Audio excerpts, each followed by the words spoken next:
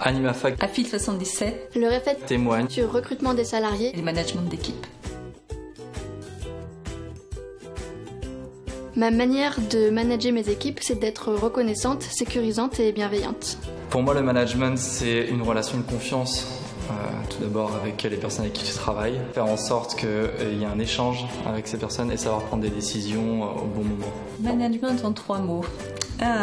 Vaste question. Un management assez participatif va favoriser effectivement le travail collaboratif. Ça me semble aller de soi dans une association. Ça permet le partage, la responsabilité. Notre mot aussi, l'innovation.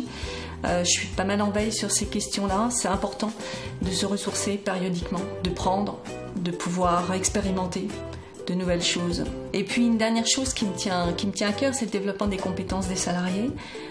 C'est souvent un premier poste et de voir sur quel parcours ils peuvent finalement faire après AFIL, c'est toujours très important pour moi. Si je peux en parler aujourd'hui, c'est parce que j'ai eu la chance il y a une dizaine d'années de faire un 360 degrés, c'est-à-dire en fait la possibilité d'interroger autant les collaborateurs que les pairs et la hiérarchie sur la manière dont ils percevaient mon management.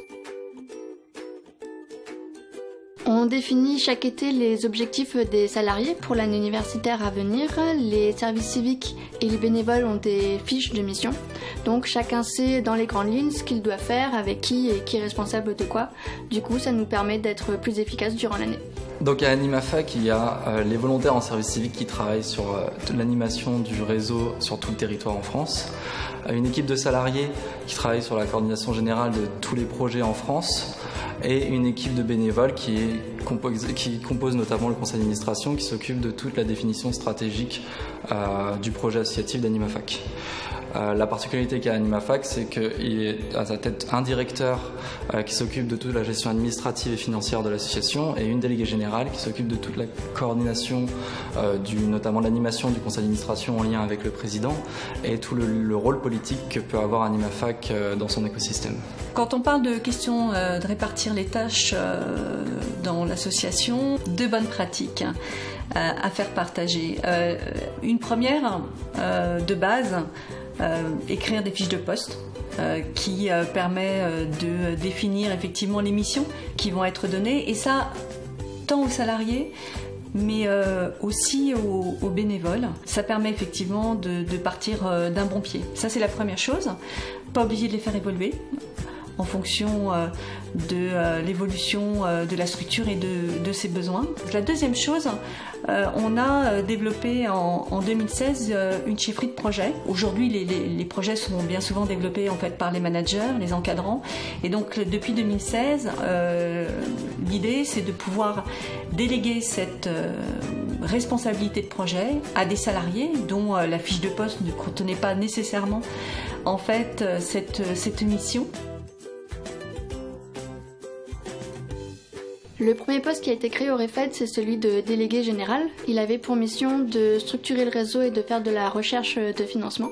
Ensuite, c'est le poste d'animateur réseau national qui a été créé. Il avait pour mission d'aider nos associations membres.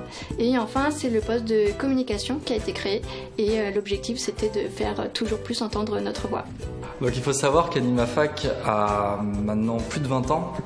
Donc c'est difficile de remonter aux tout premiers choix qui ont été faits au niveau de l'association. Cependant, en fait, dans l'accompagnement qu'on a pu faire à beaucoup d'associations, notamment étudiantes, on a remarqué plusieurs pratiques qui pouvaient être intéressantes à mettre en valeur. La première, c'est notamment en fait de bien réfléchir exactement le rôle que doit avoir le salarié au sein de son association. Et ce qu'on a remarqué, en fait, c'est que ce salarié doit avoir un vrai rôle au niveau du développement des projets, au niveau du développement stratégique de l'association, bien sûr épaulé et appuyé aussi par les bénévoles, mais ne doit pas juste remplir une fonction finalement support, juste administrative ou juste sur une chargée de mission de projet, car en fait ça c'est un travail que peuvent faire encore les bénévoles à cette échelle-là. Bon, l'association aujourd'hui a plus de 25 ans, 20 salariés.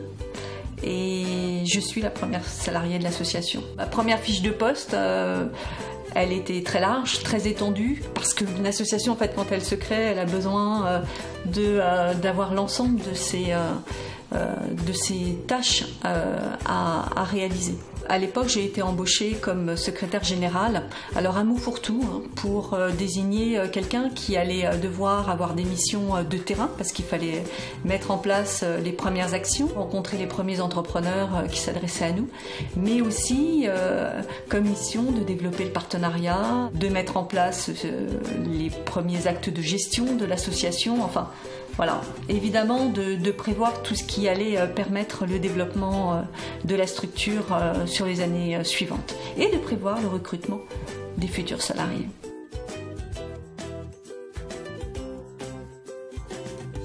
J'ai choisi de travailler dans l'associatif parce qu'on a vraiment l'opportunité de développer ses compétences au rythme qu'on veut et dans un cadre bienveillant. Et puis c'est un métier qui a du sens. J'ai toujours finalement été engagé dans l'associatif étudiant, donc ça m'a paru en fait quelque chose de normal finalement de continuer professionnellement dans l'associatif. C'est aussi un espace où finalement un espace d'expérimentation qui est formidable, c'est on a la moindre idée, on va la partager avec d'autres, qui va peut-être se transformer ou pas en projet. Donc j'ai choisi en fait de travailler finalement à l'associatif pour avoir une certaine liberté en fait dans ce que je souhaite faire. Pourquoi est-ce que j'ai choisi l'association comme voie professionnelle? Je pourrais vous dire que c'est le hasard en fait. Une quête de sens qu'on repère aujourd'hui chez un certain nombre de jeunes et puis de moins jeunes. Et puis le sentiment que c'est effectivement là où aussi on peut innover.